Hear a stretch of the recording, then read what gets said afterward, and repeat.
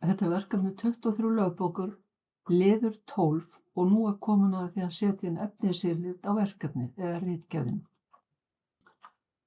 Á blaðsíðu 2 setjum við inn þetta efnisyfirlit og við staðsetjum bendilinn í fyrsta endamerkinu fyrir neðan textann efnisyfirlit. Passið að hafa kveikt á efnisgreinamerkinu hérna á home paragraph og líka hafa kveikt á stílarúðinu. Við þurfum hana til þess að breyta aðeins útlitinu á efnisyfirlitinu.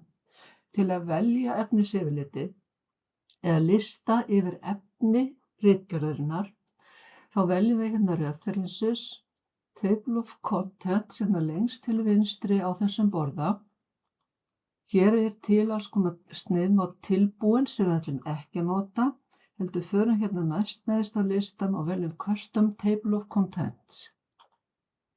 Og í þessari valmynd getum við valið útlitið eða sniðið fyrir efnisyfirlitið og við ætlum að fara hérna undir General Formats, velja hérna formann, það er einfalt snið, sleppum öllu hér, veljum svo OK og leiðum við gerum það, þá fáum við hér lista yfir allar þær fyrirsagnir sem eru tengdar við annaðhvort heading 1, 2 eða 3, þið sjáið það á tölunum.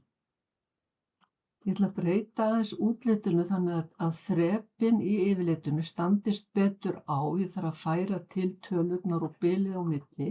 Það er hægt að gera þetta handvirkt hérna á stikunni, en ég ætla að vera með bendilinn hér núna í heading 2, þar sem eru 2 tölur og velja hérna stíl á rúðunni top 2 eða table of contents 2. Veljum hérna modify til að breyta því. Og við ætlum að fara hér í format, paragraf. Við ætlum að velja vinstri indátt að það sé 0,8. Það er sem sagt textin sem það dregst inn hingað.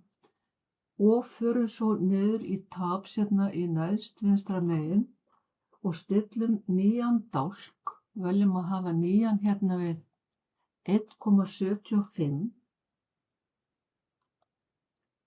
Og hann á að vera bara vinstri stiltur og veljum á set og svo annan hérna á 15,98 og hann á að vera hægri stiltur og með lítir hérna undir 2 þá fáum við punktalínu. Veljum OK og aftur OK og þá erum við búin að færa hérna þrep 2 aðeins inn 0,8 og þið sjáu að það er hérna 2 dálkar, það er að því það var hérna annar fyrir, getum 1 honum út, förum svo í þrep 3 og veljum hérna top 3, modify, hér þurfum við að velja aftur format paragraf og vinstri inndráttur á þá að vera 1,6. Það er sem sagt að textanum og svo ætlum við að stilla dálka, tabs. Ef það er einhverju fyrir þá getur verið gott að eyða clear all og setjum svo inn nýjan dálk á 2,75.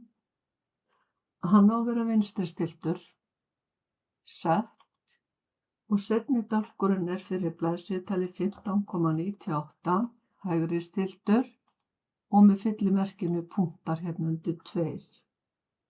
Setjum svo sett á það og OK og aftur og þá sjáum við nú erum við búin að færa til þrepum þannig að þau raðist aðeins og standist betur á.